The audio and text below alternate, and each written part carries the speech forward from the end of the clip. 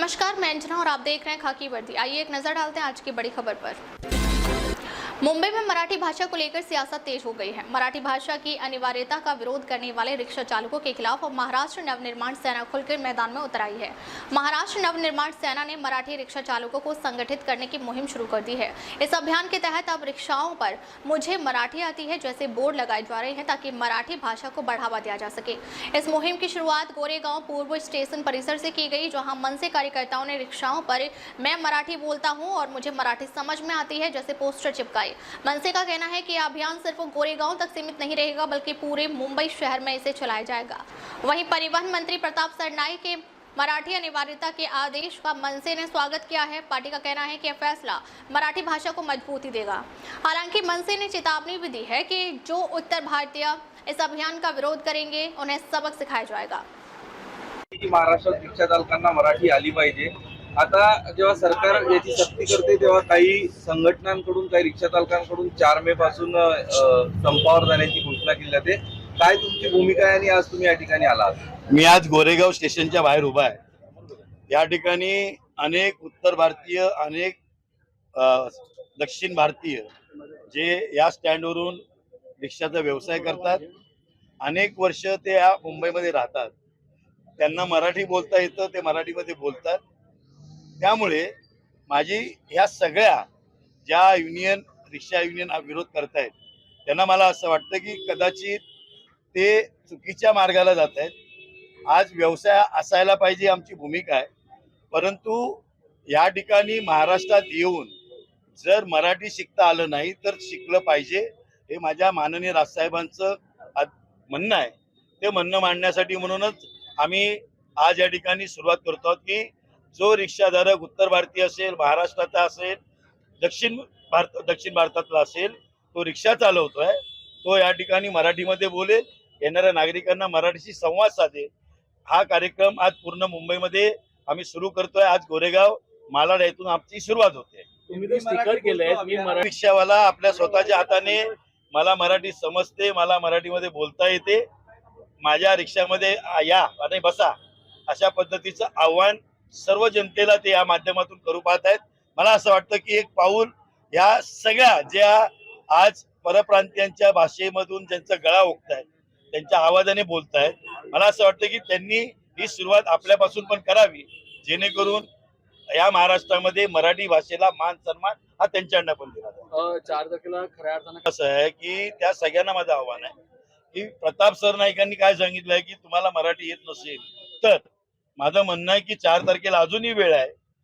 मुळात जी भाषा बोलायला पाहिजे त्याची सुरुवात जर आता केली, आज एवढे वर्ष राहिले, पण आता किमान त्यांनी सुरुवात केली तर भविष्यात 10-15 दिवसानंतर, महिन्यानंतर ते नक्कीच मराठी बोलतील। ही संधी आम्हाला त्यांना द्यायचीच आहे आणि ती संधी आम्ही नक्की देतोय। तिची सुरुवात आम्ही आज मुद्दाम गोरेगाव या ठिकाणी घेतलाय की ह्या रिक्षा युनियन मध्ये शशांकराव साहेबांनी जी त्यांची युनियन चालवली, आज ह्याच गोरेगावमध्ये त्यांचं वास्तव्य आहे। त्यांनी जो विरोध या ठिकाणी केला, तिथूनच आम्ही मराठी भाषेची सुरुवात आज या गोरेगाव मधून करतो। मराठी सीखने का अभियान ऐसे ले रहे हो, स्टिकर लगा के क्या कहना चाहते? मैं आपसे पहले माफी मांग रहा हूँ कि मैं मराठी की भाषा के लिए मैं लड़ रहा हूँ। मुझे हिंदी अच्छी आती है, लेकिन मैं आपको समझाना चाहता हूँ कि आज कई सालों से मेरे उत्तर भारतीय यहाँ मुंबई में, महाराष्ट्र में अपने परिवार की योगासना कर रहे हैं। जो बात हर राज्य में है वही महाराष्ट्र राज्य की हमारी बात है। इसलिए मेरा कहना है कि अगर आती नहीं है तो सीखना जरूरी है, अगर आगे बढ़ना है तो राज्य की भाषा सीखना जरूरी है। आज से ये पैगाम हम लोग सब तक पहुंचाना चाहते हैं कि अगर आप यहाँ महाराष्ट्र में रहते हो, रोजी रोटी चलाते हो, अपने परिवार की यहाँ गुजारिश करते हो, तो वहाँ मराठी भाषा सीखनी जरूरी है और मराठी भाषे में बात करनी जरूरी है। मिळणारी वर्गणी, त्याच्यातून त्यांचे होणारे हिमले, ह्याला कुठेतरी बाधा पोचते, म्हणूनच हा केविलवाना प्रयत्न इतर युनियन त्या ठिकाणी करतायत। माझं त्यांना आव्हान आहे की एवढे दिवस आपण सहन केलं, त्यांना सामील, आज तेच बांधव आपले आहेत, त्यांना मराठी शिकण्यासाठी तरी त्यांनी सुरुवात तरी करावी। अनेक रिक्षा चालक आणि रिक्षा समजणाऱ्या, मराठी भाषा समजणाऱ्या रिक्षाधारकांना माझी विनंती की 4 तारीख दूर राहिली, म्हणूनच आज आम्ही या गोरेगाव मधून आम्ही सुरुवात करतोय। आपण आजपासून सगळ्यांनी येणाऱ्या प्रत्येक प्रवाशाबरोबर भले सुरुवात करा, पण ती मराठी भाषेला सुरुवात करा. तुम्हाला ह्या महाराष्ट्रातून मग कोणी बाहेर काढायची ताकद उभी करू शकणार नाही. तुम्ही पण आमचेच आहात. एवढी वर्ष तुम्ही या महाराष्ट्रामध्ये आपलं कुटुंब पोचलेलं आहात. त्याची मदत सहकार्य म्हणून आपण सगळ्यांनी मराठी शिकायला सुरुवात करा. भाईंदर में वायरल जॉम्बी ड्रग वीडियो का सच आया सामने, पुलिस का चौंकाने वाला खुलासा। भाईंदर पश्चिम के 90 फीट रोड पर एक युवक का अजीब हालत में खड़े रहने वाला वीडियो सोशल मीडिया पर जॉम्बी ड्रग के नाम से वायरल हुआ था, लेकिन जांच के बाद पुलिस ने स्पष्ट किया कि यह मामला किसी नशे या ड्रग से जुड़ा नहीं है, बल्कि दवा के ओवरडोज का परिणाम है। पुलिस के अनुसार वीडियो में दिख रहा युवक समीर राजवेंद्र रावल उम्र 22 वर्षीय है, जो मूल रूप से नेपाल का निवासी है और बोरीवली रेलवे स्टेशन के बाहर मजदूरी करता है। वह पिछले 2 वर्षों से नशों के दर्द के इलाज में इस्तेमाल होने वाली प्रेगाबालिन दवा का सेवन कर रहा था। 13 अप्रैल की रात उसने नवघर नाका के एक मेडिकल स्टोर से बिना डॉक्टर की पर्ची के 10 गोलियां खरीदी और एक साथ 5 गोलियां खा ली। दवा को ओवरडोज होने के कारण उसे चक्कर आए और वह शरीर पर नियंत्रण खोकर एक ही जगह स्थिर खड़ा रह गया। उसी दौरान किसी ने उसका वीडियो बना लिया, जो बाद में वायरल हो गया। पुलिस ने सीसीटीवी और तकनीकी जांच के आधार पर 17 अप्रैल को उसे डॉक्टर अंबेडकर चौक से हिरासत में ले लिया और पूरी सच्चाई सामने आई। पुलिस ने नागरिकों से अपील की है कि सोशल मीडिया पर वायरल वीडियो पर बिना जांच के विश्वास न करें और ऐसी अफवाहें फैलाकर डर का माहौल ना बनाएं। साथ ही यह भी बताया गया कि शेड्यूल एच की दवाएं बिना डॉक्टर की पर्ची के बेचना गैर कानूनी है। संबंधित मेडिकल स्टोर के खिलाफ कार्रवाई के लिए अन्न एवं औषध प्रशासन की रिपोर्ट भेजी गई है। सर, मेरा भाईंदर में एक वीडियो वायरल हुआ था और हमने भी बड़ी प्रमुखता से खबर को प्रसारित किया था कि जॉम्बी ड्रग्स एक युवक लेके वहीं पे फ्रीज हो गया था। तो क्या है पूरा माजरा? तारीख 15 अप्रैल 2026 को एक वीडियो वायरल हुआ था, बहुत सारे न्यूज़ चैनल पे भी आपने भी वो वीडियो वायरल हुआ था। तो उसमें एक युवक ऐसा एक फ्रीज हुए अवस्था में ऐसा एक रोड पे खड़ा था, ऐसा उस वायरल वीडियो में दिख रहा था। तो उस हिसाब से फिर हमारे जो पुलिस आयुक्त साहब है श्री निकेत कौशिक साहब और क्राइम ब्रांच के डीसीपी सर श्री संदीप देवकर साहब, इन्होंने इसमें छानबीन करने के आदेश दिए थे। तो उस आदेश के अनुसार क्राइम ब्रांच यूनिट 1 काशीमेरा हमने इसमें जांच शुरू की और वो वायरल वीडियो में जो लड़का था तो उसको हमने ढूंढ निकाला। पहले उसका नाम समीर राजेंद्र रावल करके 22 साल का लड़का था। वो एक नेपाली लड़का है। वो 2 महीने पहले भाईंदर में रहने के लिए आया था।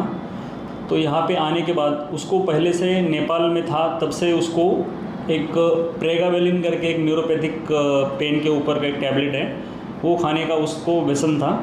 तो यहाँ पर आने के बाद, भाईंदर में आने के बाद उसने वो प्रेगावेलिन कहाँ पे मिलते हैं उसका उसने देखना शुरू किया। तो भाईंदर ईस्ट में एक मेडिकल में उसे पता चला कि वो गोली विदाउट प्रिस्क्रिप्शन मिल जाती है। तो ये जो प्रेगावेलिन जो गोली है वो एक शेड्यूल एच टाइप का ड्रग है, मतलब जो विदाउट डॉक्टर के प्रिस्क्रिप्शन के मेडिकल प्रैक्टिशनर जो है, मेडिकल वाले जो है वो नहीं दे सकते। हालांकि इसके पास कोई भी प्रिस्क्रिप्शन वगैरह नहीं था, फिर भी वो एक मेडिकल में जाके वहाँ से वो विदाउट प्रिस्क्रिप्शन ले रहा था। तो तारीख 13 अप्रैल को उसने सेम तरीके से उसने उसी मेडिकल से एक 10 गोलों की एक स्ट्रिप ली उसने 100 रुपये में, और उस प्रेगावेलिन गोली का उसने ओवरडोज किया और उसी ओवरडोज के कारण उसकी वो जो फ्रीज हुई वैसे अवस्था में आई थी, जिसको मीडिया ने उसने ज़ॉम्बी ड्रग का नाम दिया था। तो हमारी छानबीन में वो कोई नार्कोटिक सब्सटेंस उसमें नहीं पाया गया। वो एक जो टैबलेट है जो शेड्यूल एच ड्रग है वही उसमें पाया गया। सर, जिस मेडिकल ने बिना प्रिस्क्रिप्शन के मेडिसिन दी थी तो उस पर कार्रवाई हुई है?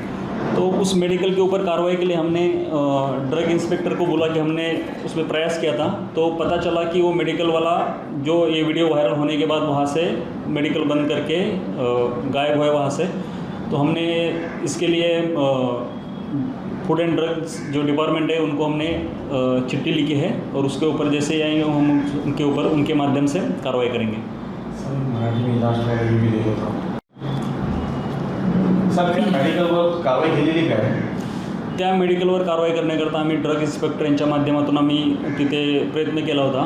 त्यावेळी आम्हाला समजलं की तो मेडिकलवाला जो आहे तो मेडिकल बंद करून हा व्हिडिओ व्हायरल झाल्यानंतर त्या ठिकाणाहून पसार झालेला आहे। तर सदर कारवाईकरता आम्ही परत फूड अँड ड्रग्स डिपार्टमेंटला आम्ही पत्र व्यवहार केलेला आहे. त्यानंतर त्यांच्या माध्यमातून आम्ही त्या मेडिकलवाल्यावरती कारवाई करणार आहोत. सर मुझे लगता है हिंदी में मुझे वापस लेना चाहिए. सर उस मेडिकल के ऊपर की क्या कार्रवाई हुई जिसने विदाउट प्रिस्क्रिप्शन के ये मेडिसिन दी है? उस भाईंदर के मेडिकल पे हमने ड्रग इंस्पेक्टर के माध्यम से हमने कार्रवाई करने का प्रयास किया था. उसमें ये पता चला कि वो मेडिकल वाला ये वीडियो वायरल होने के 2 दिन बाद वहाँ से गायब हो गया है. तो हमने फूड एंड ड्रग डिपार्टमेंट को हमने खत लिखा है और उस जब जैसे ही वो लौट आता है उसके ऊपर हम कानूनी कार्रवाई करने का प्रयास करेंगे. सर आपल्या हद्दीत मीरा भाईंदर हद्दीत झॉम्बी ड्रग्सचा एक प्रमाण दिसला होता, त्याचं काय नेहमी प्रकरण आहे? दिनांक 15 एप्रिल 2026 रोजी मीरा भाईंदर परिसरामध्ये एक व्हिडिओ व्हायरल झाला होता. त्याच्यामध्ये एक तरुण मुलगा असं एकदम फ्रीज झालेल्या अवस्थेमध्ये वाकलेल्या अवस्थेमध्ये असा उभा असल्याची व्हिडिओ क्लिप व्हायरल झाली होती. त्याबाबत मीरा भाईंदर पोलीस आयुक्तालयाचे माननीय पोलीस आयुक्त साहेब श्री निकेत कौशिक साहेब आणि पोलीस उपायुक्त क्राईम ब्रँच श्री संदीप डोयफोडे साहेब यांच्या मार्गदर्शनाखाली आम्ही गुन्हे प्रकटीकरण पथक कक्ष 1 काश्मीरा आम्ही याचा तपास सुरू केला. त्याच्यामध्ये असं आढळून आलं की एक 22 वर्षीय वयाचा एक तरुण होता समीर रावळ म्हणून. तर तो त्या व्हायरल व्हिडिओमधला तरुण होता. त्याचा आम्ही शोध घेतला. त्याच्याकडे केलेल्या तपासामध्ये असं दिसून आलं की तो 2 महिन्यापूर्वी नेपाळ इथून भाईंदरमध्ये आला होता आणि त्याला नेपाळमध्ये असल्यापासून एक प्रेगाबॅलिन म्हणून एक न्यूरोपॅथिक टॅब्लेट्स येतात. तर नशे करतात त्या टॅब्लेट्स खाण्याचे त्याला व्यसन होतं. तो इथं भाईंदरमध्ये आल्यानंतर त्या गोळ्या कुठे मिळतात काय तशी त्याने शोध घेत होता. त्या दरम्यान त्याला भाईंदर पूर्वमध्ये एका मेडिकलमध्ये त्याला विदाऊट प्रिस्क्रिप्शन या गोळ्या मिळत असल्याचं समजलं. त्यामुळे त्यांनी सदर मेडिकलमध्ये जाऊन तो त्या गोळ्या घेऊन त्याचं व्यसन करू लागला. सदरच्या ज्या प्रेगाबॅलिन गोळ्या आहेत त्या शेड्यूल H या प्रकारातल्या गोळ्या असतात, ज्याकरता डॉक्टरांचं प्रिस्क्रिप्शनची आवश्यकता असते. सदर मेडिकलवाल्याने त्यांच्याकडून कोणत्याही प्रकारचं प्रिस्क्रिप्शन न घेता त्याला दिनांक 13 तारखेला या गोळ्या दिल्या होत्या आणि सदर गोळ्याचा तो जो तरुण आहे रावळ त्याने ओव्हरडोस घेतला होता. त्या ओव्हरडोसमुळे त्याची ती तशी अवस्था झाली होती. तर ह्याच्यामध्ये कोणतेही नार्कोटिक सबस्टन्स असल्याचं आम्हाला आढळून आलं नाही. तर तो जो झॉम्बी ड्रग या नावाने जो ह्याचा प्रचार झाला होता, अपप्रचार झाला होता, तर तसं काही नसून ते एक प्रेगाबॅलिन टॅब्लेट नावाची जी गोळी होती त्याचा ओव्हरडोस त्या तरुणाने केल्यामुळे त्याची तशी अवस्था झाल्याचं आमच्या चौकशीमध्ये समोर आलेलं आहे. अब तक के लिए बस इतना ही. फिर मिलते हैं एक ऐसी ही बड़ी खबर के साथ. अब तक के लिए नमस्कार और देखते रहिए खाकी वर्दी.